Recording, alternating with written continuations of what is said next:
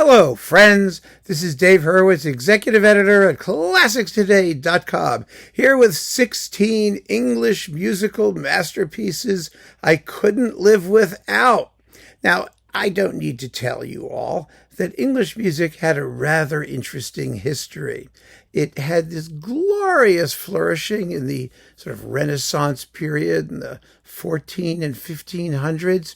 Around there with its own school of polyphony that was absolutely magnificent. And then there was sort of this like endless dead period, punctuated only by a little blip, which was Purcell, who some people think was a big blip, but I think he was a little blip, but a blip. He was a good blip. And then Handel showed up in the Baroque period. Thank God. He popped over from Germany. And of course, there's a question as to how English he was. I generally rank him as an English composer in some ways because he wrote a lot of stuff in English and in England. I mean, he was English by adoption, and he was a very happy English citizen. He loved being there. So that's all well and good. Although he was sort of a German composer, though he was sort of Italian too. I mean, Handel was ecumenical, let's face it, right? And then after the death of Handel, there was this vast wasteland. I mean, there were people and they wrote music, but it was sort of punctuated by Arthur Sullivan, who was, of course, the greatest English composer that ever lived. And I mean, English style. I mean, he wasn't like born in England. People now that you have to worry about after that nationalism happened. And so you have to worry about, well, was he born in England or was he born in Ireland or was he born in Scotland or was he born in Wales or was he born in... But they were all part of that school, the English school, just like Bruckner and the Austrians were part of the German school. So as far as I'm concerned, they're all English composer, and English composers in the United Kingdom has too many syllables that I can't deal with, so I'm not dealing with it. They were the English school, period. And then Elgar happened around the turn of the 20th century, and Kerplooey, this extraordinary renaissance of music with fabulous cast of composers popped up out of nowhere. And they were marvelous. So English music is largely a 20th century phenomenon. And so most of the composers on my list reflect that. There are a couple earlier ones, and then we're in the glorious 20th century. You ready? So here's my list, and I'm very curious to hear yours because you don't have to stick to this periodicity at all. You could stuff in whoever you want from whenever you want. So that, I think, will make for some very, very interesting lists that should include a lot of stuff that I didn't. And that's what will make me very happy and give viewers a whole different range of composers from which to choose. William Byrd, his masses in 3, 4, and 5 parts. The Byrd masses all fit gorgeously on one disc, usually. The Tallis Scholars had a fabulous recording of all of them. They are beautiful, beautiful works. And so that's my example from the English, the real Renaissance of English music with one of its great names. So there we go. And I've talked about Thomas Tallis and Spem and Allium 4 billion times. So I think it's time we gave Byrd some attention. Then Sullivan, the Mikado. Oh my word. I mean, it's just the best. Are you old enough to marry, don't you think? Why don't wait until you're 80 in the shade? There's a fascination frantic and a ruin that's romantic. Do you think that you're sufficiently decayed? Yes, it's unbelievably fabulous. One of the great operettas and one of the funniest books ever set to music. And, I mean, the faux Orientalisms and all of that stuff. It's just beyond fantastic. Then Elgar, the Crown of India Suite. The greatest piece Elgar ever wrote because it concludes with the March of the Mughal Emperors, which is the most fabulously shameless piece of imperialist trash that any composer ever emitted. And it has both a tam-tam and a gong. There's a difference. And you can hear them on Elgar's own recording. Oh my gosh, it's totally fabulously amazing. An incredibly fun piece of music. It really is. Ireland's Piano Concerto. I just love John Ireland's Piano Concerto. It's Prokofiev Goes to England. I mean, that's what it is. I played it. It's brilliant and tuneful and jazzy, and it's such a pity that Ireland didn't write more pieces in large forms. He didn't. It wasn't his thing. Maybe it's better he didn't, because he knew what he could do, and he did this, and he did it really, really well. Arnold Bax. Hello, everyone on planet Baxia. Baxia is also part of the United Kingdom, although it doesn't like to admit it. But yes, it's part of the United Kingdom, as is its giant moon band Tokia. But Baxia, Symphony No. 2. Oh, I think Bax's second symphony is so beautiful, and I wish it were performed more, not in England. I don't even think it's performed that often in England. I don't think anybody performs it very often. It is gorgeous, full of juicy, wonderful ideas and glamorous orchestration. And oh my God, the first time I heard it, I was spellbound, and I still am. It's marvelous. Holst, the Hymn of Jesus. I know I should have said the planets. Everybody's going to say the planets, but I think the Hymn of Jesus is better. I really do. I mean, it's got everything that the planets has in it. It's got all the spacey stuff and the rippling celesta passages and the 5/4 rhythms, but it's got a text and singing, and the words are absolute gibberish, but it doesn't make any difference. They're really cool. The music is just gorgeously haunting. Oh my gosh, what a masterpiece. An extraordinary piece that I think it puts into 20 minutes everything that made Holst Holst. It's Holstian. It's from the planet Holstia. It's amazing, terrific. Frank Bridge, Enter Spring. This is his great, mature tone poem masterpiece work. It's transitional between his early somewhat anonymous English style and his later really gnarly, quasi-atonal, nasty chromatic style. It's right in the middle.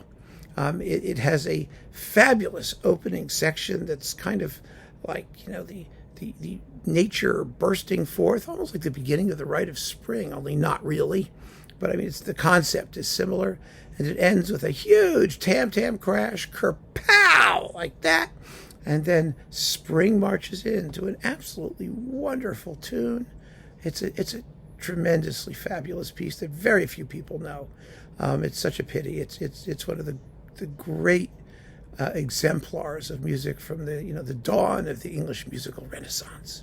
The 1920s and 30s, such a fertile period. So much was going on then.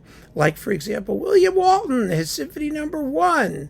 Well, that was a Between the Wars piece. Wow, what a powerful homage to Sibelius. It does all the things Sibelius symphonies do without sounding like Sibelius doing them. It's got the string ostinatos, chugga, chugga, chugga, chugga, chugga, chugga, chugga, chugga, chugga, chugga, and the tunes that swell out of nowhere, which is so close to the main theme of the first movement of Sibelius's first,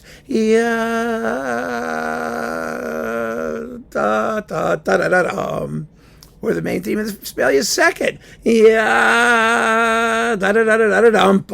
It's like Walton is channeling Sibelius. It's fantastic, and the end is so exciting with its double timpani and cymbals and gongs and it's a fantastic piece of music.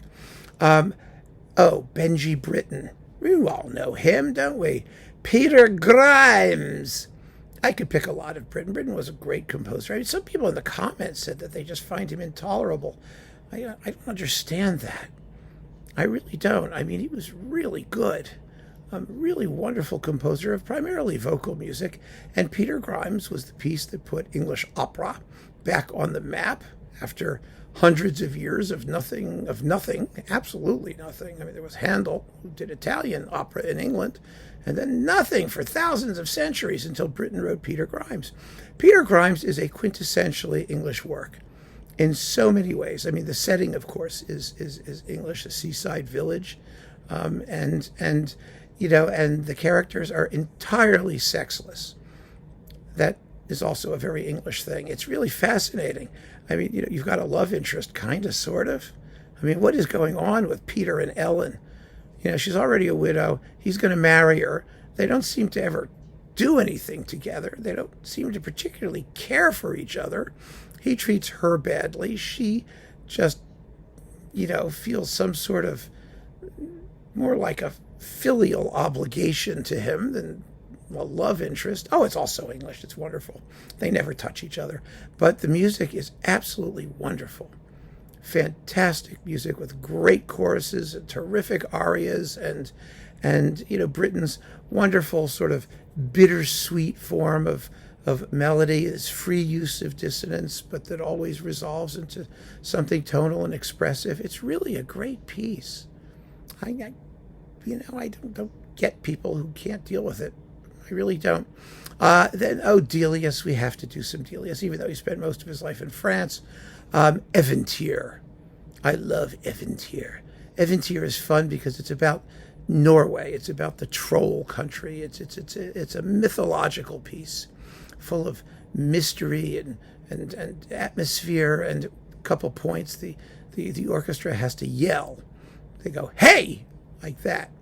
Which reminds us of Percy Granger, who's not on my list. Sorry, shepherds, hey! Remember that? Well, they do that. They're not shepherds, but they go, "Hey!"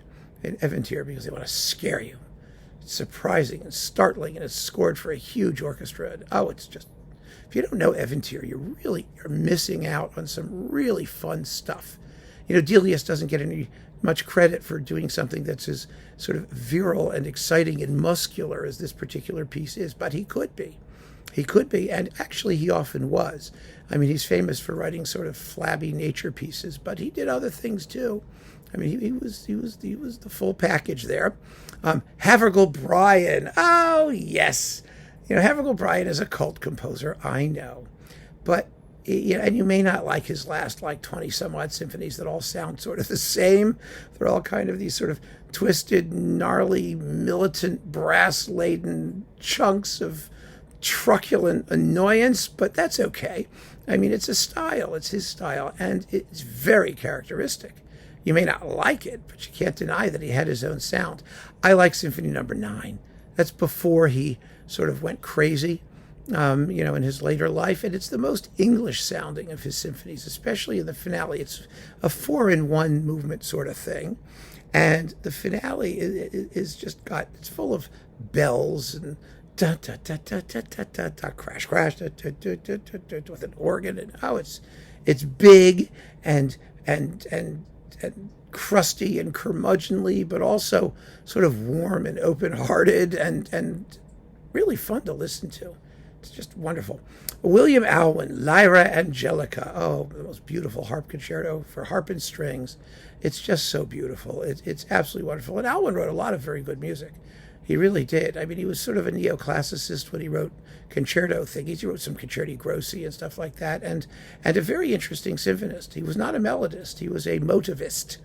And his symphonies are very listenable and quite arresting, but not melodically memorable. They're kind of cool, but they're fun. They're fun to listen to. So he's worth considering. Malcolm Arnold, Symphony No. 5. Oh, yes, with its fife and drum finale. And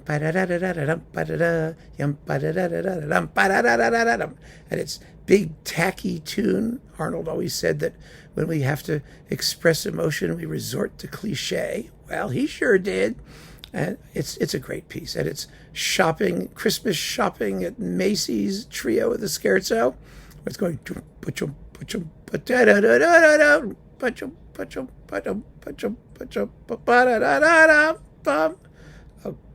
It's music like nobody else's.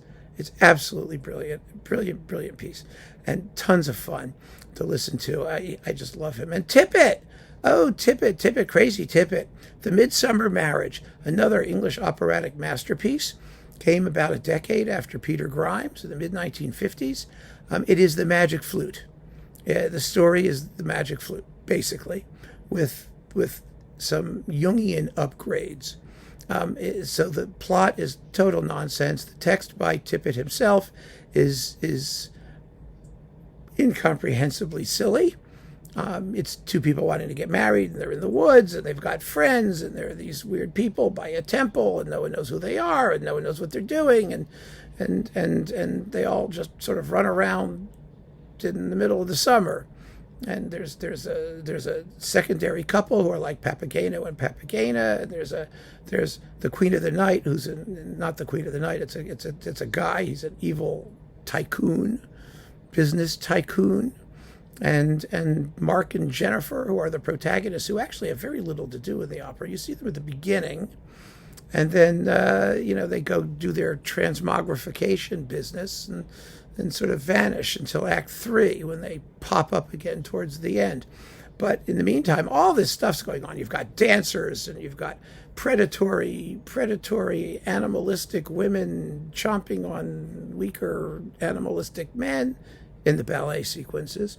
And the music is just fantastic. Oh, it's so beautiful. It creates a world. It fits the wacky text perfectly. And it really is very, very captivating. And Tippett went on to write tons of other music and got weirder and weirder as he got older and older. And, he had his style too.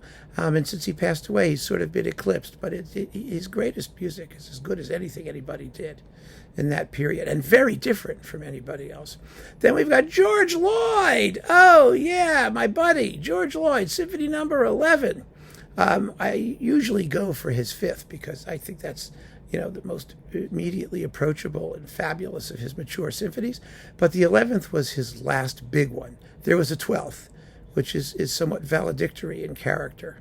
But the 11th is just a big, huge, romantic, tuneful hunk of orchestral mayhem, and it's just fabulous. It's so much fun. It's got a big tune in it, the grand old style of Tchaikovsky and people like that. It's the ya da da da da da, ya da da da da da da da da, ya da da da. Anyway, there aren't that many, modern symphonies written in, I wrote that around the 80s, I think, or so. I don't know, where you can sing the big tune, and you want to, because it's just terrific music. So that's a lot of fun. And last but not least, I haven't mentioned Vaughan Williams. Job! We got to do Job. Job's incredible. Job, a ballet. I've talked about it a million times. It is so glorious. It may be his greatest masterpiece. It's just stunning. Absolutely stunning. It's inspired from first note to last. And I think it makes a great way to conclude this list of 16 English musical masterpieces I couldn't live without. I'm very interested to see your list. I know it's going to be amazing. So keep on listening, friends. Thanks for joining me, and take care.